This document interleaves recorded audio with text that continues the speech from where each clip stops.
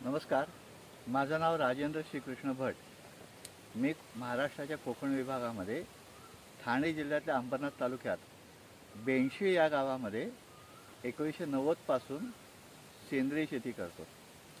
आणि शेती करत असताना मुख्य ध्येय परिसंस्था आणि शेती म्हणजे इकोसिस्टीम आणि फार्मिंग हे एकत्र करता येईल का, आपल्याला शेतामध्ये निसर्ग तयार करता येईल का, आणि शेतात निसर्ग तयार करत असताना त्याचे जे काही विविध फायदे आहेत, आपल्याला उपयुक्त होणारे, परिसंस्थेला उपयुक्त होणारे, जमिनीला उपयुक्त होणारे, असे सर्व घटक इकोसिस्टीममधले जे असतात ते शेतामध्ये तयार झाल्यानंतर शेती निसर्गाचा एक भाग आहे.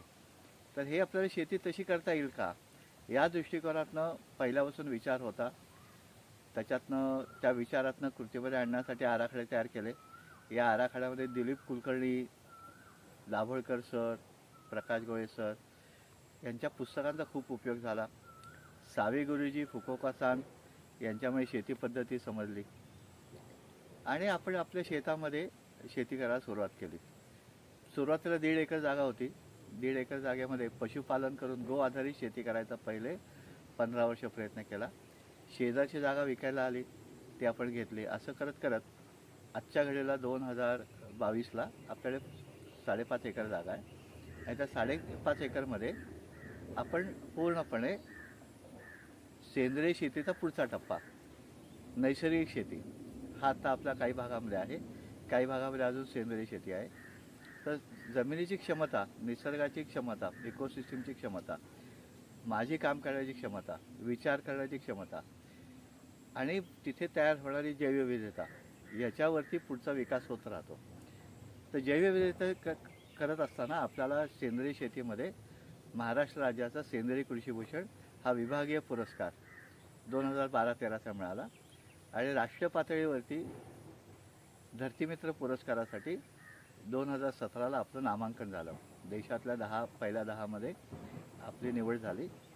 आणि त्या वर्षीपासून आपण आपल्या शेतामध्ये ऑडिट करतो की आपल्या शेतामध्ये जैवविविधता किती आहे, का वाढली किंवा का कमी झाली. आणि निसर्गपूरक जीवनशैली आणि निसर्गपूरक शेती पद्धती याचा विचार करून ती आचरणात आणून आपण आपल्या शेतामध्ये सेंद्रिय शेती आहे, त्याचा पुढचा टप्पा नैसर्गिक शेती आहे, त्याचा पुढचा टप्पा शाश्वत शेती हे करायचा आपण प्रयत्न करतो आहे. आत्ता आपल्याला त्याच्यामध्ये बऱ्यापैकी यश मिळालेलं आहे. जैवविविधता हा सध्याच्या दिवसात जरी परावलीचा शब्द असला तरीसुद्धा हा ज्या वेगाने त्याच्या जैवविविधतेचा ऱ्हास होतो आहे त्या वेगाने आपण ते विकसित करण्याचा प्रयत्न करतो आहे. जैवविविधता माणसाने विकसित करण्यामध्ये खूप मर्यादा आहेत आणि त्या परमोच्च पातळीला माणूस स्वतः जाऊ शकत नाही, कुठलीही सिस्टीम वापरली तरी. पण निसर्गाच्या मदतीने जर आपण काही प्रयत्न केले तर निदान एक 50% आपण जैवविविधता तयार करू शकू. कारण माणूस नेहमी प्रयत्न करत असताना माणसाच्या उपयोगी पडणारे वेगवेगळे वनस्पतींची लागवड करून त्याच्यातनं माणूस परिपूर्ण होण्याचा प्रयत्न करतो. तर जैवविविधतेमध्ये महत्त्वाचा घटक जो आहे पृथ्वीवरील सर्व सजीवांच्या दृष्टिकोनातनं, की हवा, पाणी, सूर्यप्रकाश आणि जमीन, ह्या सगळ्या गोष्टींमध्ये पृथ्वीवरती वेगळ्या ठिकाणी वेगळं वातावरण आहे. म्हणजे आपल्या शाळेमध्ये शिकवलेलं होतं की समुद्राच्या जवळ असतो तो उष्ण आणि दमट, सह्याद्रीच्या माथ्यावरती थोडं थंड, पठारी प्रदेशामध्ये उष्ण आणि कोरडं, काही भागामध्ये समशीतोष्ण आणि हिमालयाच्या जवळ शीतकटिबंध. म्हणजे आपल्याकडे असलेलं उष्ण दमट, उष्ण कोरडं, उष्ण, समशीतोष्ण आणि शीतकटिबंध या कटिबंधाप्रमाणे तिथे वाढणाऱ्या वनस्पती, तिथे असणारी जमिनीची रचना, जमीन तयार होताना त्याच्यामध्ये जे काय लाव्हारसातनं बाहेर आलेले आहेत, वेगळ्या प्रकारचे मातीचे प्रकार, वेगळ्या खनिजांपासून बनलेली माती, त्याच्यामुळे त्या मातीचा असलेला सामू म्हणजे pH, तिथे पडणारा पाऊस, तिथे असणारी आर्द्रता, हे सगळं जैवविविधता तयार होण्यासाठी अत्यंत कारणीभूत घटक आहेत. आता ही जैवविविधता जी आहे ती आपल्या जागेची, आपण ज्या जिओग्राफिकल लोकेशनला आहोत त्या लोकेशनप्रमाणे असते. काही जैवविविधतेतले भाग भारतभर सगळे सारखेच आहेत. पण जैवविविधता महत्त्वाची जी आहे वनस्पतींच्या माध्यमातून तयार झालेली आहे. वनस्पती या पाऊस, जमिनीचा सामू, आर्द्रता आणि जमिनीची जलधारणा शक्ती याच्यावरही तयार झालेली आहेत. या झाडांची जैवविविधता, ज्याच्यामध्ये झाडं, झुडपं, वृक्ष, वेली, जमिनीतले काही घटक, त्या वनस्पतीवर आधारित जगणारे वरचे कीटक, त्या कीटकांवर जगणारे वरचे पक्षी आणि जमिनीच्या खाली त्या मुळांच्या भोवती जगणारे सूक्ष्मजीव, बुरशा आणि सूक्ष्मजीव आणि जमिनीवरती सरपटणारे घटक, या सगळ्यांची जैवविविधता ही अतिशय महत्त्वाची असते आणि ती परस्परांचं संतुलन राखायचं काम करत असते. तर हे संतुलन राखणं हा जैवविविधतेचा महत्त्वाचा मूलभूत नियम आहे. आपल्या शेतामध्ये परिसंस्था म्हणजे इकोसिस्टम तयार करत असताना आपण जैवविविधता कशी वाढेल, निसर्ग कसा वाढेल याचा विचार करून आपण झाडांची लागवड तयार केली. या झाडांचा उपयोग आपण अन्नासाठी, फळांसाठी, सुगंधासाठी, जळणाच्या लाकडासाठी, बांधकामाच्या लाकडासाठी, तापमान नियंत्रण करण्यासाठी, हिरवळीच्या खतासाठी अशा वेगळ्या दृष्टिकोन डोळ्यासमोर ठेवून आपण वेगळ्या वनस्पतींची लागवड केली. त्याच्यामध्ये जी वनस्पती लावल्या त्याच्या आता आपल्याकडे पिकापासून पिकासाठी पूरक असणारे वातावरण तयार करणाऱ्या वनस्पतींचा लागवड जी झाली ते आपल्याकडे 187 प्रकारची साधारण वनस्पती आहेत. गवतवर्गीय आपण त्याच्यामध्ये मोजलेलं नाही आहेत. ह्या जेव्हा वनस्पतींचे प्रकार हळूहळू विकसित व्हायला लागले, वाढायला लागले, त्याप्रमाणे त्या वनस्पतीवरती येणारे कीटक वाढायला लागले. साधारण एका प्रजातीवरती 300 जातीचे कीटक असतात. या 300 जातीच्या कीटकांपैकी 26% शाकाहारी असतात, म्हणजे ते वनस्पतीची कीड असते, त्या वनस्पती खाऊन जगतात. आणि 74% हे किडीला खाऊन जगतात. त्यांना आपण प्रेडेटर असं म्हणतो, मित्रकीटक असं म्हणतो. तर हे झाल्यानंतर वनस्पती वाढल्यानंतर त्या प्रकारचे कीटक तयार झाले आणि त्या प्रकारच्या कीटकांना खाणाऱ्या पक्ष्यांचे प्रकार हळूहळू तिथे यायला लागले. आणि हे पक्ष्यांचे प्रकार जमिनीवरती चालणारे पक्षी, झुडपात राहणारे पक्षी, साधारण थोड्या उंचीवर राहणारे पक्षी जे फळं आणि किडे खातात, त्याच्यावरचे जे पक्षी आहेत ते मांसाहारी असतात, असे सगळ्या प्रकारचे पक्षी आपल्याकडे तयार व्हायला लागले. आणि या कीटकांमध्ये आम्ही अभ्यास सुरू केला की आपल्याकडे कुठले कुठले कीटक येतात. तर साधारणपणे 187 प्रकारच्या वनस्पती जेव्हा तयार झाल्या आणि पूर्ण विकसित होऊन फुलं यायला लागली, त्याला सुरुवात झाली, तेव्हा त्याच्यावरती वेगळे जे कीटक तयार झाले त्या कीटकांना खाण्याकरता पक्षी यायला लागले. आता कीटकांमध्ये मित्र कीटकांमधला महत्त्वाचा घटक आहे कोळी. तर आपल्याकडे 57 प्रकारचे कोळी सापडले, 5 प्रकारची बेडकं सापडली, 5 प्रकारच्या मधमाशा दिसल्या, 51 प्रकारची फुलपाखरं दिसली. आता यावर्षीपासून आमचा फुलपाखरांचा अभ्यास चालू आहे की कुठली फुलपाखरं अजून आपल्याकडे येत आहेत आणि त्याचं आयडेंटिफिकेशन. आणि हे सगळं झाल्यामुळे हळूहळू पक्षी वाढत गेले आणि त्या पक्ष्यांमध्ये आता आपल्याकडे निसर्गमित्र भटवाडीमध्ये 138 प्रकारचे पक्षी वर्षभरामध्ये दिसतात. त्याची एक ई-बर्ड साईट आहे. त्या ई-बर्ड साईटमध्ये निसर्गमित्र हॉटस्पॉटमध्ये. आणि हे जे पक्षी आहे, निसर्गाचा मूलभूत नियम जो आहे, हे सर्व जीवसृष्टी, जमिनीतले मायक्रोब्स आपण अजून तपासले नाही आहेत कारण ती तपासायची यंत्रणा नाही आहे. तर ही जी जीवसृष्टी आहे ही जीवसृष्टी संतुलन, बॅलन्स करायचा प्रयत्न करत असते. आणि हे बॅलन्सिंगमध्ये त्या वातावरणामध्ये ते बॅलन्सिंग होत असतं. आणि हे बॅलन्सिंग झाल्यामुळे वनस्पतीची वाढ, परागीभवन, संरक्षण असे किंवा ते पूर्ण आयुष्य त्याचं झाल्यानंतर ते कुजवणं, हे सगळे घटक होऊन एक स्वयंपोषित, स्वयंपूर्ण अशी एक रचना तयार होते शेतीची, जी आपण करायचा प्रयत्न करतो आहे. निसर्गाचे मूलभूत नियम आहेत. या मूलभूत नियमामध्ये 4 महत्त्वाचे नियम आहेत. त्या पहिला नियम आहे चक्रीयता, जे रोटेशन. दुसरा नियम आहे सहजीवन, परस्पर सहकार्य, परस्पर अवलंबत्व म्हणजे इंटरडिपेंडन्सी आणि इंटर रिलेशनशिप. त्याच्या पुढचा मुद्दा आहे बहुविधता आणि शेवटचा मुद्दा आहे नो व्ही-आय-पी, जे सर्वांना सारखं महत्त्व. आता हे शेतीमध्ये तयार करत असताना आपण हा डोळ्यासमोर दृष्टिकोन ठेवला आणि आपल्या ताटामधल्या ज्या काही पिकं आहेत, ताटामध्ये जे काही अन्न आपण वापरतो आहे, त्या अन्न तयार करणारे जे वनस्पती असतात त्यांना आपण पीक म्हणतो. तर ह्या ताटातल्या सगळ्यात जास्त पदार्थ आपल्याला शेतात तयार करता येतील का? आणि ते जेव्हा तयार झाले तेव्हा तांदूळाचे प्रकार असतील, तृणधान्य असतील, कडधान्य असतील, भाजीपाला असेल, मसाले असतील, ह्या सगळ्यातच वेलवर्गीय भाज्या असतील, या सगळ्यातनं एक बहुविधता तयार झाली. आणि ही बहुविधता जी आहे ही अन्नाची बहुविधता झाली. आता ह्या ज्या बहुविधता आहे याच्यामध्ये आपण आज शेती करत असताना एक महत्त्वाचा घटक तयार करायचा प्रयत्न केला की बहुविधता असताना निसर्गामधला कुठलाच घटक कधी एकच नसतो. तिथे असंख्य प्रकार असतात आणि ते असंख्य प्रकार एकाखाली एक वरती खालती वाढत असतात. जे जमिनीच्या खाली कंद असतात, जमिनीच्या वरती ग्राउंड कव्हरिंग असतं, त्याच्यावरती झुडपं असतात, त्याच्यावरती मध्यम आकाराचे वृक्ष असतात, त्याच्यावरती मोठे वृक्ष असतात, या वृक्षांवरती लतावेली असतात.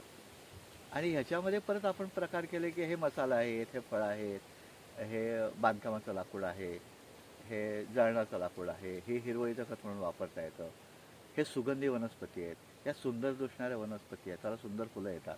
आणि मग त्याच्यावरती येणारे पक्षी कीटक हे वेगळे तयार होतात. त्याची जैवविविधता तयार झाल्यानंतर आपल्या शेतामधले पिकांची सशक्त वाढ ही त्याच्यातनं होते. दुसरं, आपल्या ताटातल्या गरजा परिपूर्ण होण्याची क्षमता निर्माण होते.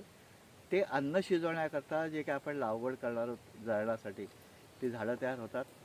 याने तापमान नियंत्रण होतं, निसर्गातलं तापमान नियंत्रण, आर्द्रता नियंत्रण हे तयार होतं, जलसंधारण होतं आणि मृदसंधारण होतं. आणि हे सोबत ग्लोबल वॉर्मिंगला थांबवण्याची एक रचना तयार होते. आणि जंगलाच्या मॉडेलमध्ये आपण जेव्हा बहुसरे बहुपिक पद्धतीचं शेती करतो तेव्हा घनमीटरमध्ये शेती केल्यामुळे आपल्याला वेगळ्या उंचीवरची वेगळी पिकं तयार होतात, वनस्पती तयार होतात. आणि ह्याच्यातनं वातावरणातल्या बदलाने जर एखाद दुसरी वनस्पती गेली तरी 3-4 वनस्पती मिळतात. म्हणजे उदाहरणार्थ आपण आंब्याच्या बागेमध्ये आंब्याच्या खाली हळद, सुरण आणि अननस करतो आणि आंब्यावरती मिरीचे वेल सोडतो. आता या सगळ्या 5 प्रकारच्या पिकांमुळे जर वातावरणात थंडीच नाही आली, आंब्याला मोहर जरी आला नाही तरीसुद्धा मिरी आलेली असते, हळद झालेली असते, सुरण झालेला असतो, अननस मिळतो. म्हणजे शेतकऱ्याचं नुकसान काही होत नाही किंवा नुकसान अतिशय कमी होतं. नंबर 2, जमिनीमध्ये वेगवेगळ्या प्रकारच्या वनस्पतींचे घटक पडल्यामुळे जमिनीमधले मायक्रोब्सची ॲक्टिव्हिटी किंवा मायक्रोब्सचे प्रकार बदलतात. म्हणजे जमिनीचं सच्छिद्रीकरण, जमिनीची सुपीकता आणि जमिनीची उत्पादकता हळूहळू विकसित होते. हे निसर्गाचे फायदे होतात. त्या वनस्पतींच्या आच्छादनामुळे, जमिनीचे झालेल्या आच्छादनामुळे जमिनीमध्ये जलसंधारण क्षमता वाढते आणि बाष्पीभवनाचा वेग कमी होतो. म्हणजे जमिनीमध्ये मायक्रोब तयार होतात, सच्छिद्रता तयार होते, जलसंधारण होतं, मृदसंधारण होतं आणि माणसाला लागणारं अन्न आणि माणसाच्या सोबत परिसंस्थेमध्ये असलेल्या इतर सजीवांना लागणारं अन्नसुद्धा तयार होतं. आपण जे शेतीमध्ये बहुस्तरीय बहुपिक पद्धतीची रचना तयार करण्याचा प्रयत्न करतो आहे, याला जगामध्ये काही भागामध्ये फूड फॉरेस्ट किंवा जंगल शेती असं म्हणतात.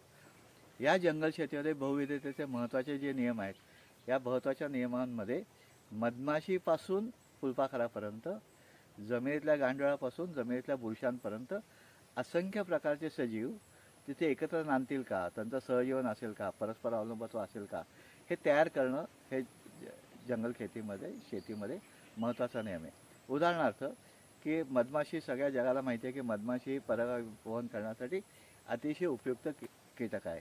ही मधमाशी माझ्या शेतात स्थायिक होण्यासाठी मला मधमाशीला वर्षभर पुरेल किंवा मिळेल असं अन्नाची निर्मिती, म्हणजे फुलांची निर्मिती, त्याच्यात मकरंद असतील, अशी झाडं लावणं अपेक्षित आहे. म्हणजे आता मधमाशीच्या दृष्टिकोनातनं महत्त्वाचा काळ जो आहे त्या काळामध्ये वसंत ऋतू संपल्यानंतर फुलं नाही आहेत आणि ती फुलं पाऊस पडल्यानंतर जी तण तयार होणार आहेत, झुडपं तयार होणार आहेत, त्याचे परत श्रावणामध्ये फुलं येणार आहेत.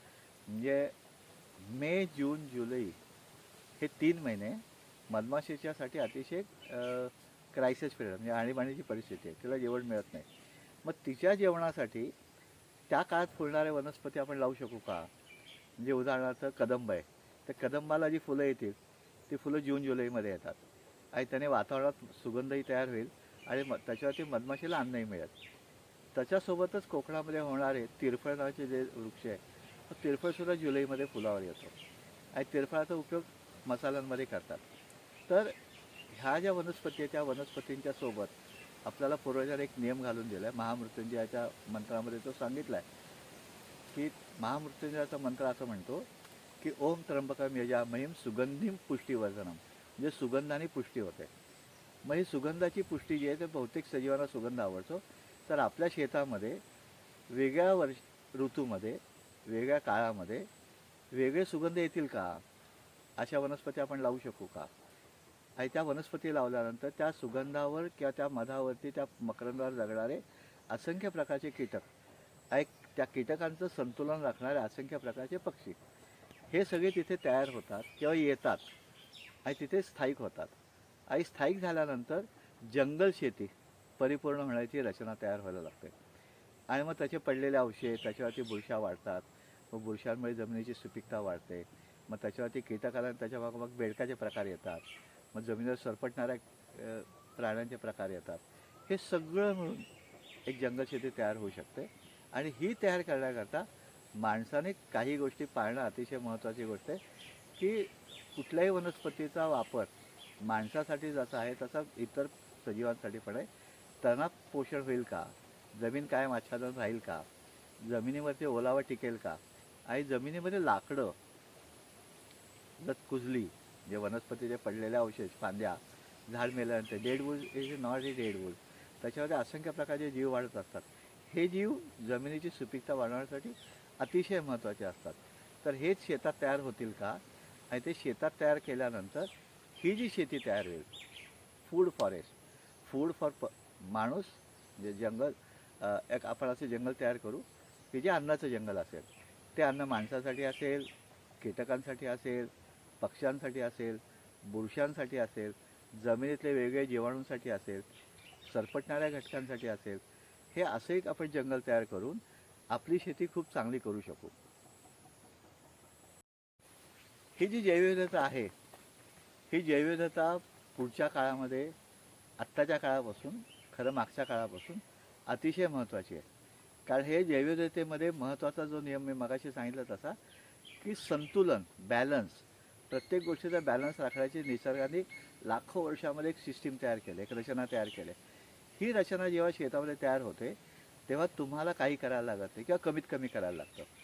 आता हे कमीत कमी करत असताना जमिनीची नांगरणी करणं हा एक शेतकऱ्यांच्या दृष्टिकोनाचा महत्त्वाचा विषय असतो.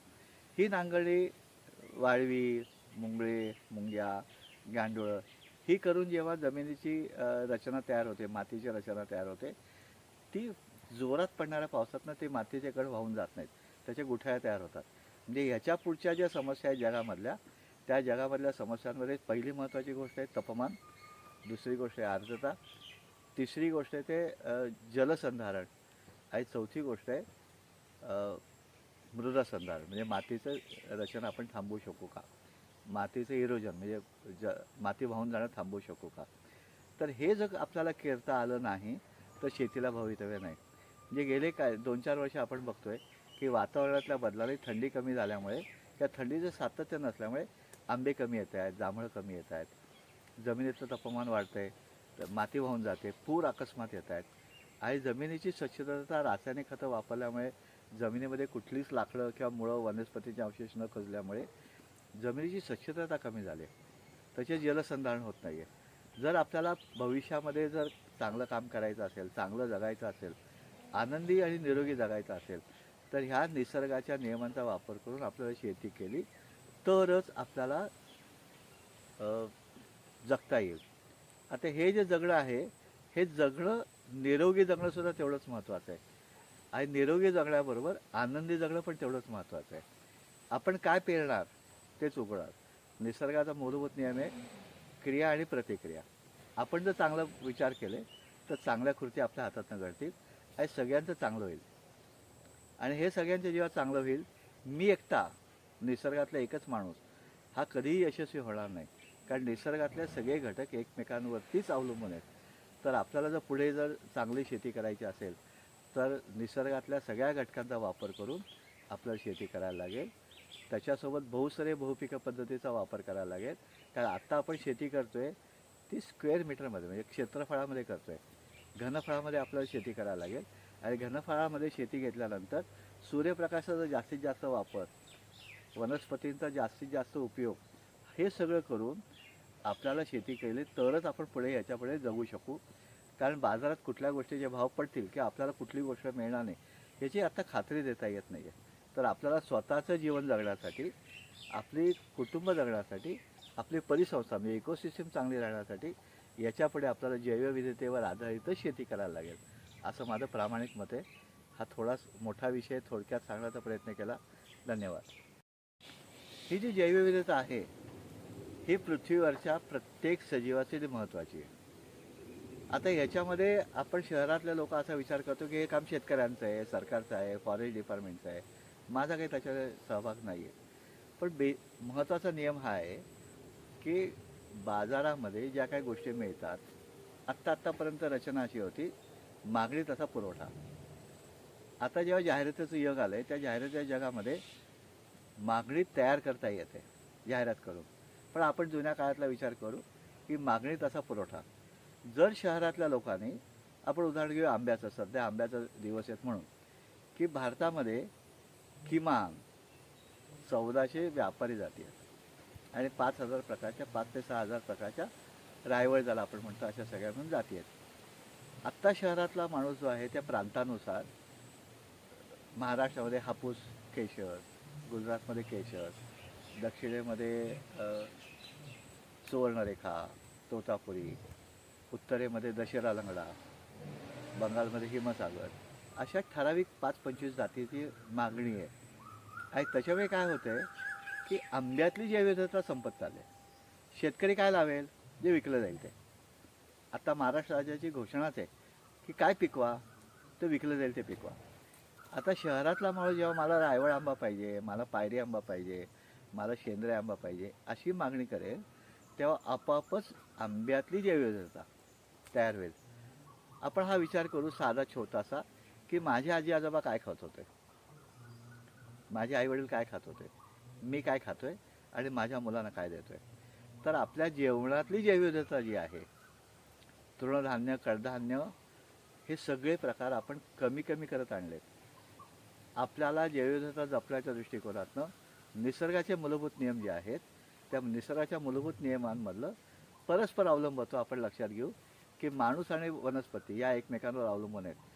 माणूस स्वतः एवढा मोठ्या प्रमाणात विस्तारित होतो आहे की वनस्पती संपवतो आहे.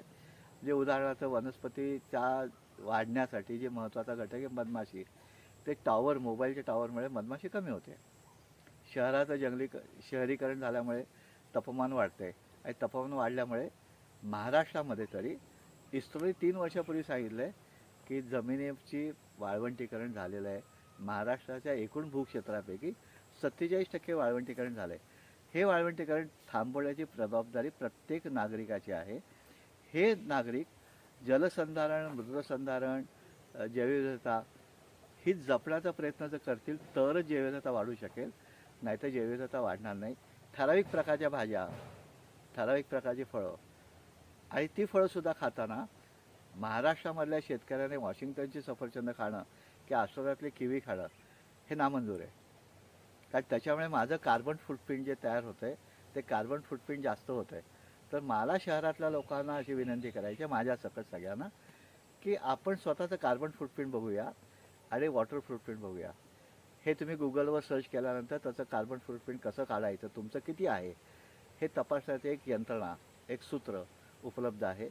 ते करून आपण आपलं स्वतःचं कार्बन फूटप्रिंट बघूया आणि वॉटर फूटप्रिंट बघूया. मला नाही वाटत आत्ता महाराष्ट्रात किंवा जगामध्ये कुठल्याही माणसाला पाणी तयार करता येतं. मग उपलब्ध असलेलं पाणी आपण चांगल्या पद्धतीने वापरू शकू का? ते वाया गेलेलं पाणी आपण रिसायकल करू शकू का? रियूज करू शकू का? रिस्टोर करू शकू का? ह्या सगळ्या गोष्टी जर आपण केल्या तर शक्यता आहे की आपल्या पुढचे जे आपल्या पिढ्या आहेत त्याला चांगलं जीवन जगता येईल. धन्यवाद.